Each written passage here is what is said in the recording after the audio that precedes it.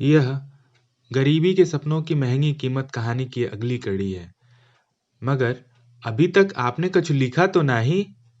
अरे अंकल जी, आप टेंशन मत लो। हम न्यूज़ चैनल वाले नहीं हैं जो सब कुछ लिखते रहेंगे। आप बस ऐसे बातें करते रहिए आराम आराम से। बस इतना ही काफ़ी है। अब तो मैं सोच रहा हूँ यहीं आपके पास रात गुजारूं। क्यों सूरज? सूरज, जो अब तक सहायक विद्यार्थी की भूमिका में था, अचानक बिभर पड़ा। क्या बोल रहा है यार तू? वैसे ही सारा दिन घूम के हवा टाइट है और तू ये न्यास की गुफा छोड़ रहा है। रहने दे भाई, मुझे नहीं करनी पीएचडी। बख्श दे मुझे। सूरज की त्योरियां चढ़ते देख निखिल ने उसे संभाला और आखिरकार उसे मना ही लिया। पर समझ नहीं आ रहा है, सोएंगे कहाँ? मैं तो बोलता हूँ गाड़ी में ही सो जाते हैं। सूरज ने कहा। साहब जी, सोने की दिक्कत तो है ही नहीं। सरजू ने खाट पर हाथ मारते हुए कहा। हमारे पास दो खाट है। एक पर आप दोनों सो जाइए, एक पर फूलमती और बच्चे, और मैं दोनों खाटों के बीच में। पर आप नीचे। इस पर सरजू ने निखिल को बीच में ही काटते हुए कहा। अरे का हो गया? हम तो वैसे भी कबो कबो नीचे सो ही जाते हैं। आप टेंशन मत लीजिए, आराम से सो जाइए। हम खाना निकलवाते हैं। माटी के खाएंगे तो स्वाद लगेगा। अरे नहीं, तकलीफ मत उठाइए, हम खा कर आए हैं, आप लोग खा लीजिए। निखिल ने कहा। रात के करीब 11:30 बज रहे होंगे।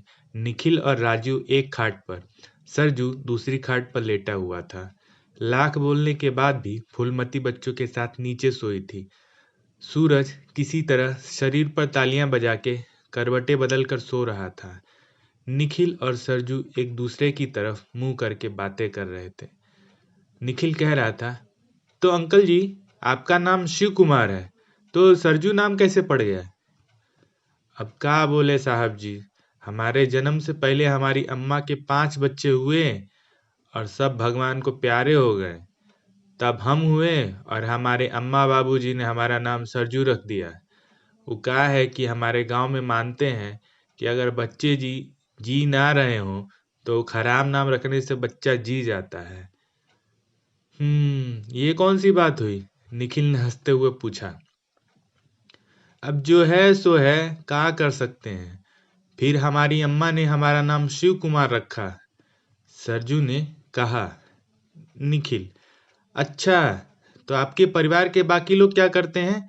आई मीन आपके मम्मी पापा, और आपने पढ़ाई कहाँ तक की है? इन सवालों का जवाब सरजू देता है और कहता है, ये माटी हमारे पूर्वजों का पेट पालती आई है। हमारे बाबूजी गांव के कुम्हार थे। अम्मा भी उनका हाथ बटाती थी। गांव के ब्याह शादी और तीज त्योहार में दिया देकर हमारा घर चलता था। त्योहारी में अनाज मिल जाता था और पहनने को पुराने कपड़े भी। फिर अम्मा चल बसी। बाबूजी भी कुछ दिन में चले गए। पढ़ाई लिखाई हमने किया नहीं था, सो ले दे के यही खानदानी हुनर अपने विरासत में मिला। 8 साल पहले हम फूलमती और गुड़िया को ले दे के दिल्ली आ गए। वो कहा है कि फूलमती से हमारा ब्याह बचपने में हो गया था। निखिल, दिल्ली क्यों अचानक? दिल्ली क्यों आना हुआ?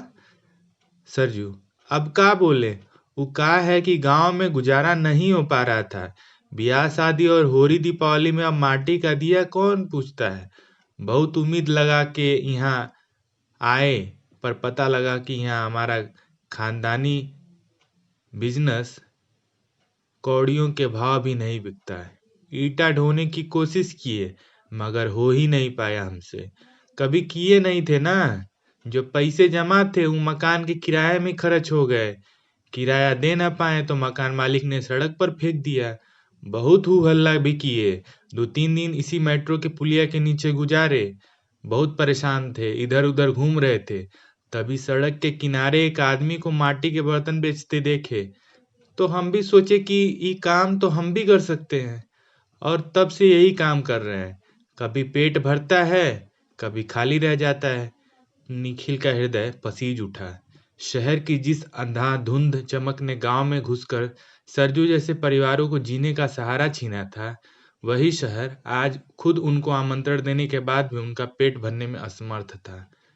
अपनी आवाज में तसल्ली देने वाले भाव लाते हुए निखिल ने कहा, चलो, अभी दुख काट लो, बच्चे पढ़ लिख के बड़े हो जाएंगे तो आगे की जिंदगी समझ जाएगी अंकल जी। सरजू हंसते हुए, अरे कहाँ सवरेगी साहब जी, लगता है आप भी उस रंग बिरंगी किताबों को देखकर धोखा खा गए। वो तो आप जैसे कुछ भले लोग दे गए थे, बोले थे कि बच्चों को पढ़ाना है। अब आप ही बताइए साहब, खाली किताब रखने से थोड़े ही पढ़ाई होती है। किताब में एक जगह एक आदमी का फोटो है, माटी का बर्तन बनाते हुए। बच्चे उसे देखकर खुश हो जाते हैं। आगे निखिल से कुछ पूछा ना गया। गरीबी का दुष्चक्र किसी परिवार को कितनी पीढ़ियों तक फंसा के रखेगा, ये कहना मुश्किल है।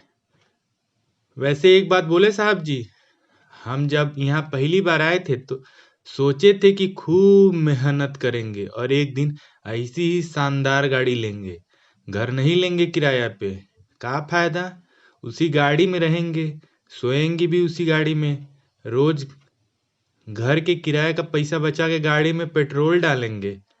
मगर अभी तो पक्का हो गया है कि इस जन्म में ये सपना पूरा नहीं होगा। चलो अगला जन्म जिंदाबाद। निखिल सरजू के इन मासूम सपनों को सुन के मुस्कुरा उठा।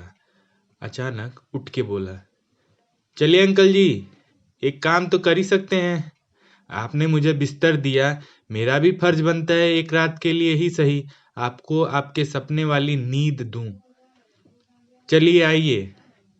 अरे साहब जी, ये सब रहने दीजिए, हमारा ही मतलब नहीं था, आप छोड़िए ये सब। सरजू की बात काटते हुए निखिल ने उसका हाथ पकड़ के बोला, अब ज्यादा सवाल जवाब नहीं, सब जाग जाएंगे, आपको आपकी माटी की कसम। चलिए जल्दी हमारे साथ। अरे साहब जी, आप फालतू परेशान हो रहे हैं, आराम से सो जाइए, रात बहुत हो गई है, सुबह यहाँ गाड़ियाँ आती हैं, आपको सुबह उठ के गाड़ी को साइड करना पड़ेगा, सरजू ने कहा। पर निखिल तो जैसे ठान चुका था, वो मैं कर लूंगा अंकल जी, आप बस गाड़ी में सो जाइए। यह कह के उसने गाड़ी की चाबी जेब से निकालकर गाड़ी का दरवाजा खोला।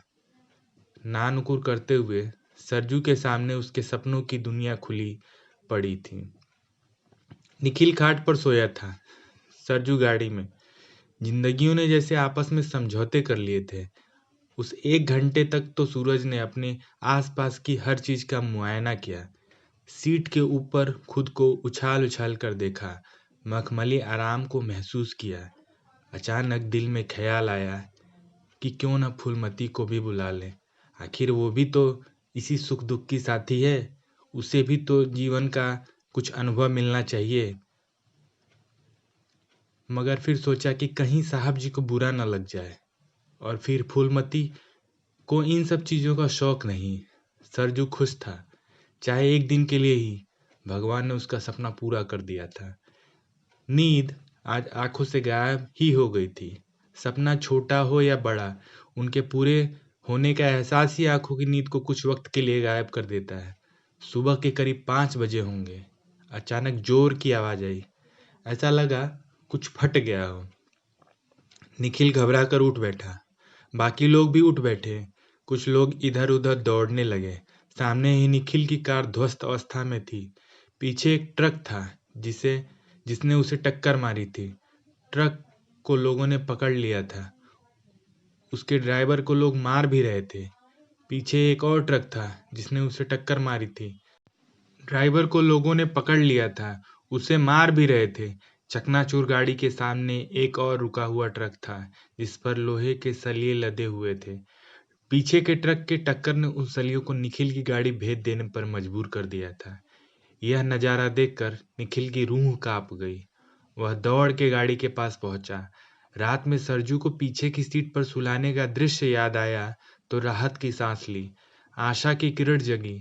गाड़ी के पास पहुंचा तो यह उम्मीद भी जाती रही। सामने का दृश्य हृदय हृदय विदारक था। सरजू स्टीयरिंग व्हील पर हाथ मारते हुए रखे हुए था। सरजू की हालत देखकर निखिल की चीखें निकल गई। लोग आसपास खड़े थे। फूलमती अब तक भूत बन चुकी थी। बच्चों को ज्यादा कुछ समझ नहीं आया था अब तक।